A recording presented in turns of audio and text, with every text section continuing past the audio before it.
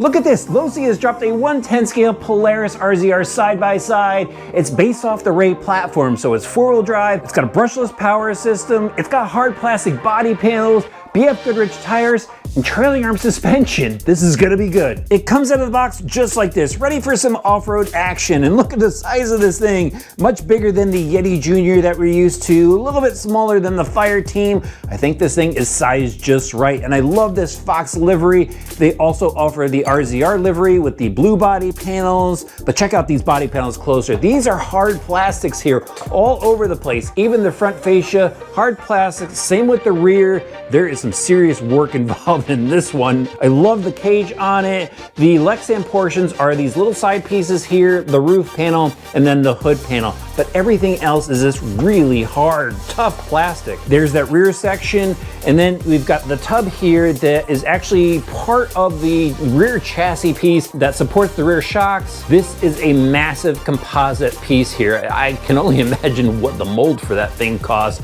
but pretty impressive the way it's set up. And then they even have these side panels to cover up the internals and give you kind of a feel for what a real RZR would look like. Those panels actually are solid. They're not even Lexan. Like I said, these are the only Lexan pieces here. And then the dashboard is even the hard plastic. There's decals on it for the gauges, the driver figures. I believe these are Lexan too. It actually feels like a pretty thick Lexan, a coated material on the outside, and then plastic driver helmets. And you can see right in the middle inside is where you have the on-off switch. But one more thing I gotta mention is the headlights and taillights are already fitted with LEDs. That's gonna be pretty awesome for driving at night, not driving all the time actually. This front panel actually comes off with just 2 screws in case you need to access the shocks or anything. But look at these tires, BF Goodrich KM3 mud terrain tires. I like the shape of these, and they have a really firm insert, and they're mounted on these Raceline podium wheels. These are all licensed, of course. And behind it, we even have fake disc brakes. Now, let's pull the body off so you can see the inside. There's just 4 body clips that secure it. They're kind of tucked down underneath. When you do go and put the body back on yours, make sure that these outer plastic pieces line up. Otherwise, it sits a little funky, but once they snap in place, you're good to go. That's the only thing you need to watch. And it just pops right off. You can see the inner cage work in there that will offer some additional protection. And here's the chassis. You can see some of the body panels are still mounted on it, but this is the Rey platform. There's been some changes to it. We'll start up front with the suspension. So the arms look similar to the Baja Rey. They're now in this light gray color. They still have the inserts on the insides, and the outer steering knuckles are still the same, carried over from the previous truck. And the shock tower is now different. I looked it up, different part number. It now goes down. It's part of the upper suspension pin mount. But again, it's easy to access this by removing this front plate, and the shocks are what we've seen before, oil-filled with orange springs. Might as well talk about the rear suspension, which I'm just totally stoked about. It has independent trailing arm suspension, and they kind of saw with the JRX 2 actually, that the trailing arm suspension works really well in off-road, and they made these really nice bulky trailing arms with links out to the center pivot point. It's an aluminum pivot point, but really heavy-duty rods here, heavy-duty ball ends on it, and that trailing arm just looks solid. It's of course damped by the single oil-filled shock in the back, similar to what we've seen in the front, and they even have a sway bar. Now to the chassis itself. Major change here. Check out the shape of the new Rey chassis. They have this extension plate in the back, so it supports the rear drivetrain. The front of it is pretty much the same. We still have the dropout for the motor, but this new rear section extends all the way to the back. And you can see the rear gear casing peeking through, actually the center as well. The chassis is a 3mm thick plate, and then they have aluminum top supports as well that we've seen before on the Rey. These are 2.5mm thick. And then I popped off this rear cover so I could check out the inside, see if it's braced as well. They have a similar top plate going from this composite shock plate tub, I don't know what to call it, all the way back out to that gear case, so it supports the rear end. On the inside, we have a new battery mounting system. With some of the older trucks, we would slide the battery in from the back. Now we have a nice, easy to use strap. It's set up from the factory to drop a 3S pack in there. There's a little foam pad below it.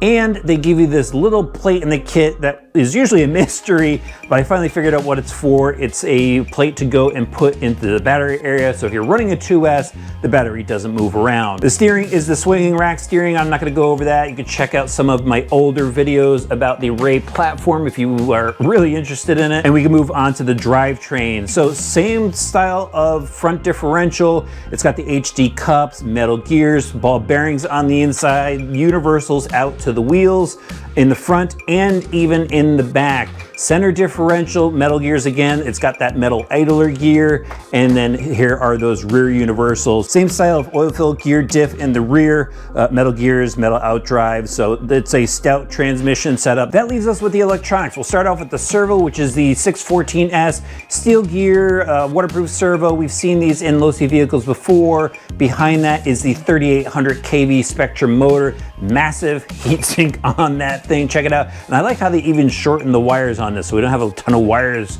going all over the place with like a few of their other kits. The speed controller is the Spectrum 130 amp system. It is a programmable speed controller. IC5 connector, and I like how they have this little switch mounting setup that obviously raises it up, easy to access. There's a setup button on top. Everything's nicely wired. You can see the wires running up to the front for the LED lights and out back to the rear lights. The signal wires go over to the Spectrum AVC receiver, the 6200A. So this will have AVC, which means if this thing is going sideways, you'll get a little bit of counter steering, and that just helps out with the fun. Finally, I do need to show you guys what else comes in the box. Of course, a Spectrum DX3 radio. This one has the battery level meter on it. You can go and limit the throttle too if you want 50%, 75, or just go flat out with 100%. Basic trims. AA batteries come with the kit, Losi decal, instruction manual. There's that plate I mentioned and the screws to install it, and some extra servo inserts in case you do want to swap out the servo. Yeah, this thing is exciting. I am totally stoked to go drive it. I have a special place in mind to run it. Let's go rip on the throttle.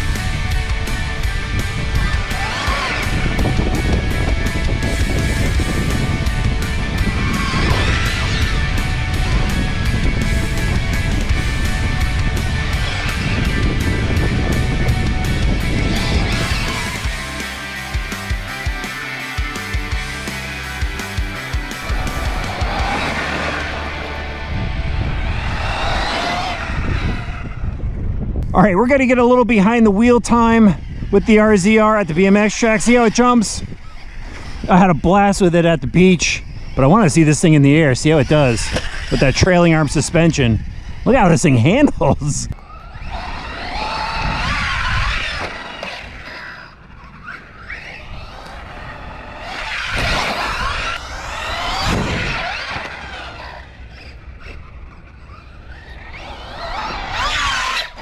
So we know it wants to nose down a little bit. I was kind of expecting that.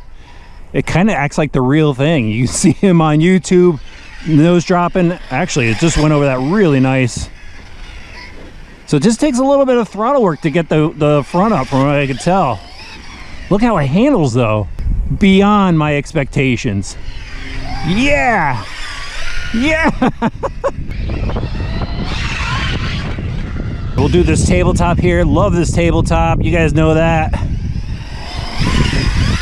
Awesome. That jump was perfect. Gnarly landing there. It's all rutted up from bikes going on the track. But I handled it. Look at this. That is killer.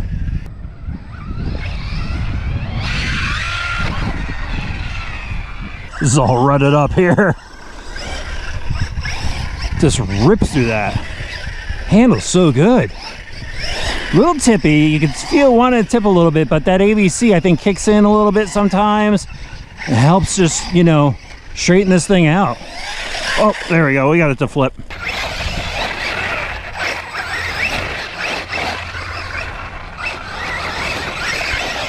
Around and yeah. All right, backwards over the waterfall. Let's see. Yeah.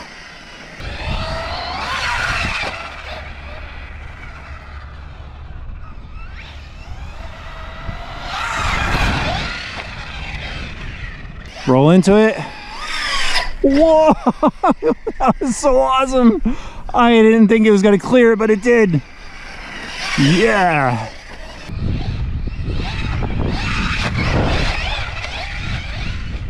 All right, now let's see if it'll blow me away. I want to see how it does through the rollers here. Whoa. Can't clear him, but front flip.